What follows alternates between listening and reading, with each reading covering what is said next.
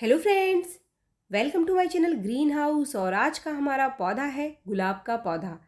अगर आपके गुलाब के पौधे में बिल्कुल भी ग्रोथ नहीं हो रही है, आपके गुलाब के पौधे में नई पत्तियां निकल कर नहीं आ रही हैं और जैसा पौधा आप नर्सरी से लेकर आए थे बिल्कुल वैसा का वैसा ही आपका पौधा पड़ा हुआ है, आपने नए पॉट में लगा दिया इसको, लेकिन ना तो ये कलियां बना रहा है ना ही ये फ्लावरिंग कर रहा है। तो कलियां बनाने के लिए और फ्लावरिंग करने के लिए सबसे पहले तो गुलाब के पौधे की ग्रोथ होनी ज़रूरी है।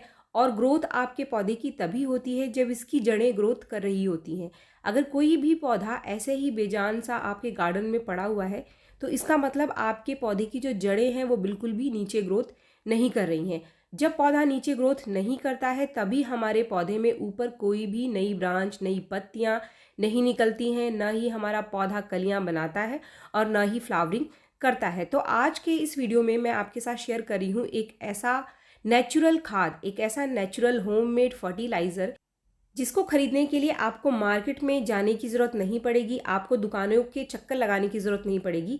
ये बहुत ही आसानी से आप अपने घर में ही तैयार कर सकते हैं, एक ऐसी चीज़ से जो कि हम सभी के घरों में लगभग किचन में पाई जाती है। ये चीज़ क्या है, आगे इसके बारे में डिटेल में मैं आपको जानकारी दूंगी। इसको बनाना भी बहुत ही आसान है। इसको अपने गुलाब के पौधे में आपको कैसे इस्तेमाल करना है और इसकी मात्रा आपको कितनी देनी है, इसके साथ ही इसका इस्तेमाल हम गुलाब के पौधे में क्यों करते हैं और ये किस किस तरीके से आपके गुलाब के पौधे में फ़ायदा पहुंचाएगा और आपके पौधे की फ्लावरिंग को बढ़ा देगा, तो ये सारी जानकारी आज के इस वीडियो में मैं आपके साथ शेयर करने वाली हूँ। लेकिन जब भी आपका कोई भी पौधा फूल नहीं दे रहा होता है, उसके अंदर ग्रोथ नहीं हो रही होती है, तो हमेशा ज़रूरी नहीं है कि खाद ही इसका कारण है, खाद की कमी की वजह से ही आपका पौधा कुछ इस तरीके से रिस्पॉन्स नहीं दे रहा है। सबको यही लगता है कि खाद बस डाल दिया तो आपका पौधा फूल देना शुरू कर देगा, लेकिन पौधे में अगर फ्लावरिंग नहीं हो रही है, ग्रोथ नहीं हो रही है, तो इसके पीछे और भी बहुत सारे कारण होते हैं।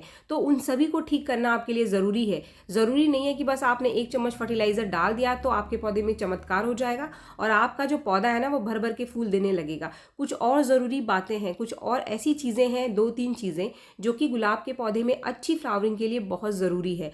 अगर आप फर्टिलाइज़र पौधे को लगातार दे रहे हैं लेकिन फिर भी आपके पौधे में ना तो अच्छी ग्रोथ हो रही है, ना तो आपका पौधा नई ब्रांच निकाल रहा है और ना ही नई कलियां बना रहा है, तो सबसे पहले यहाँ पर कुछ गलतियां हैं जो आप करते हैं, उसके बारे में मैं आपको बता दूं।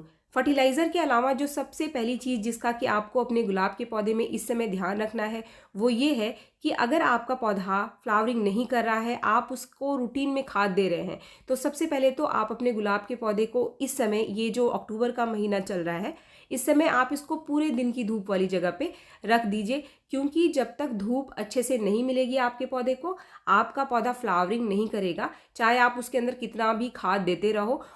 और भी कई सारी समस्याएं इस समय देखने के लिए मिलती हैं। फूलों का छोटा होना, धूप कम मिलने से जो फूलों का साइज है वो भी आपको छोटा मिलेगा, और धूप कम मिलने से जो पौधा है वो, आपके पौधे की मिट्टी में खाद तो है लेकिन पौधा धूप कम मिलने की वजह से प्रॉपर तरीके से फोटोसिंथेसिस का जो प्रोसेस है वो कम कर रहा है।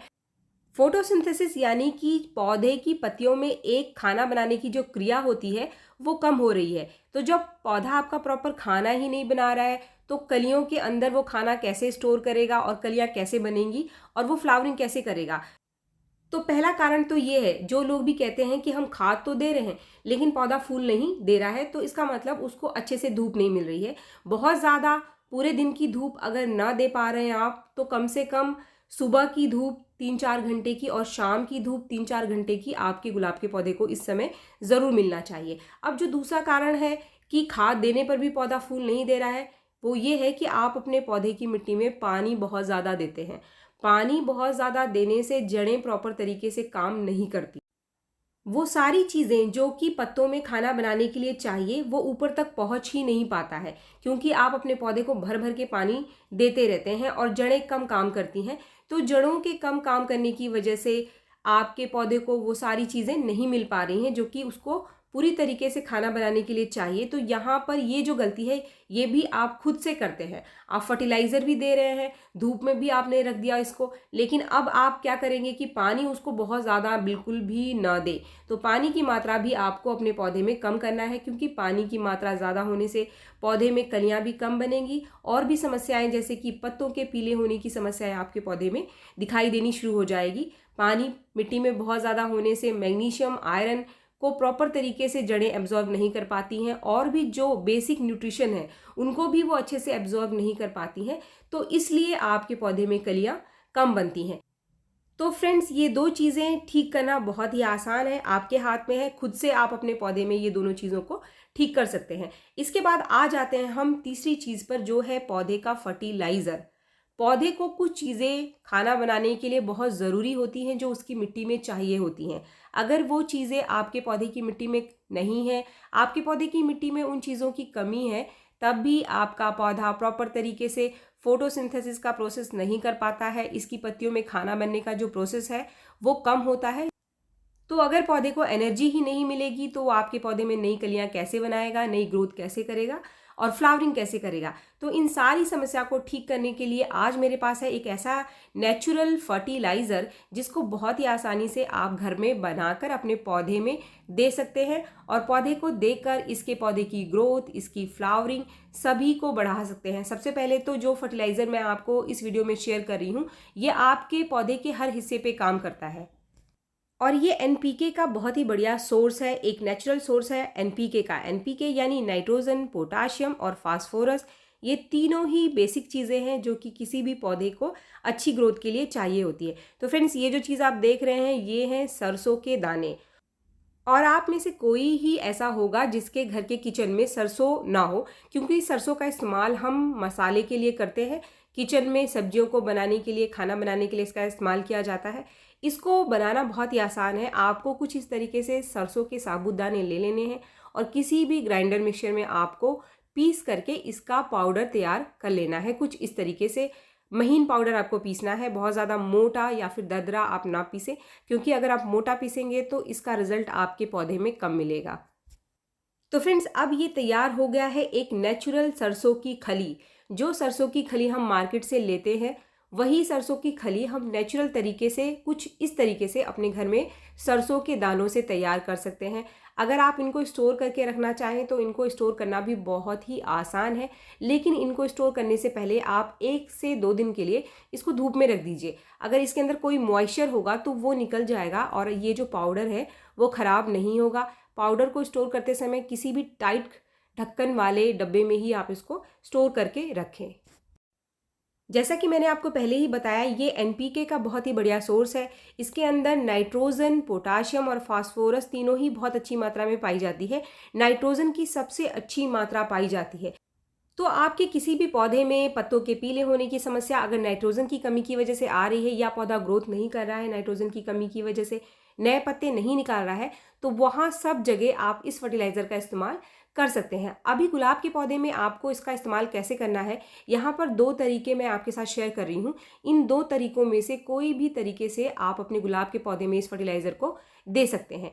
तो जो पहला तरीका है वो ये है कि सीधे 1 चम्मच आपको इसे अपने पौधे की मिट्टी में डाल देना है। मिट्टी में डालने से पहले आप अपने पौधे की मिट्टी की थोड़ी सी गुड़ाई ज़रूर कर लीजिए। इसका इस्तेमाल आपको 15 दिन में एक बार 1 चम्मच करना है। अगर आपका पॉट का जो साइज़ है वो 10 से 12 इंच का है तो सिर्फ 1 चम्मच आपको 15 दिन में एक बार डालना है। अगर दोबारा आपको इसी फर्टिलाइज़र को देना है तो 15 दिन बाद फिर से आप 1 चम्मच इसको अपने पौधे की मिट्टी में दे सकते हैं। कोई और फर्टिलाइज़र आप इस बीच अपने पौधे को ना दें, यानी एक टाइम पर सिर्फ एक ही खाद अपने पौधे को दें। बार बार रिपीट करके फर्टिलाइज़र देने से इसका बुरा असर हमारे पौधे के ऊपर पड़ता है और पौधे की जड़ें खराब हो जाती हैं, गल जाती हैं, उनके अंदर फंगस लग जाता है। तो अगर आप बार बार रिपीट करके, चाहे आप होममेड फर्टिलाइज़र ही क्यों ना दें, चाहे आप उसको नेचुरल फर्टिलाइज़र ही दे रहे हैं अपने पौधे को, तो बार बार बदल करके आप इसको खाद ना दें। अगर आप कोई भी फर्टिलाइज़र देते हैं तो कम से कम 1 हफ्ते का गैप दूसरे फर्टिलाइज़र के बीच में ज़रूर रखें। तो ये फर्टिलाइज़र आप अपने पौधे को ज़रूर दें, इससे आपके पौधे की ग्रोथ और फ्लावरिंग दोनों ही बढ़ेगी। अब जो दूसरा तरीका है इसको हमारे पौधे में डालने का, वो क्या है वो भी मैं आपको दिखा देती हूँ। इसमें आपको 1 चम्मच ये पाउडर पानी में भिगो करके रख देना है और अगले दिन इस फर्टिलाइज़र का इस्तेमाल आपको डाइल्यूट करके अपने पौधे की मिट्टी में करना है। जैसे कि 1 गिलास पानी में आपने इसको आज भिगो करके रखा है, तो अगले दिन 2 गिलास और पानी डालकर पहले आप इसको डाइल्यूट करेंगे। इसके बाद इसको आप अपने पौधे की मिट्टी में डालेंगे। इसको इस्तेमाल करने का फ़ायदा ये है कि इसका रिज़ल्ट आपको अपने पौधे के ऊपर ज़्यादा मिलेगा। दूसरा, अगर ये डाइल्यूट करके आप डालते हैं तो ये 2 पौधों में काफ़ी है, तो इसलिए इसका इस्तेमाल आप 10 दिन में एक बार कर सकते हैं। अगर आप 1 चम्मच पाउडर डालते हैं तो 15 दिन में एक बार देना है, और अगर आप इस तरीके से लिक्विड फर्टिलाइज़र बनाकर दे रहे हैं, डाइल्यूट करके दे रहे हैं, तो 10 दिन में एक बार आप इस फर्टिलाइज़र का इस्तेमाल कर सकते हैं। अगर आप अपने पौधे में ज़्यादा जल्दी रिजल्ट चाहते हैं तो इस तरीके से इसको भिगो करके अगले दिन डाइल्यूट करके इस फर्टिलाइज़र को अपने पौधे में डालें। जिस भी फर्टिलाइज़र को आप भिगो कर अपने पौधे को देते हैं उसका रिजल्ट आपके पौधे में ज़्यादा जल्दी देखने के लिए मिलता है।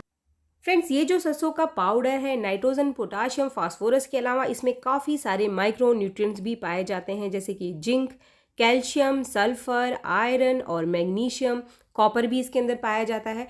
तो अगर आपके पौधे के अंदर कोई भी समस्या आ रही है, पत्तों के पीले होने की समस्या, इनको भी ये जड़ से ख़त्म कर देगा। तो ये एक बहुत ही बढ़िया सीवीड का भी काम करता है, यानी कि नाइट्रोजन, पोटाशियम, फास्फोरस के अलावा ये एक नेचुरल सीवीड फर्टिलाइज़र भी है। तो आप में से कोई भी आपके पौधे में पत्तों के पीले होने की समस्या, ग्रोथ के कम होने की समस्या, कोई भी समस्या आ रही है, आपके किसी भी पौधे में आ रही है, चाहे गुलाब के अलावा कोई और पौधा है आपके पास, उन सभी में आप इस नेचुरल सरसों की खली के पाउडर का इस्तेमाल कर सकते हैं। अगर वीडियो आपको पसंद आया तो एक लाइक ज़रूर करें, और मेरे चैनल को आपने अब तक सब्सक्राइब नहीं किया है तो मेरे चैनल को सब्सक्राइब भी ज़रूर कर लें। मिलते हैं मेरे नेक्स्ट वीडियो में, तब तक के लिए थैंक यू।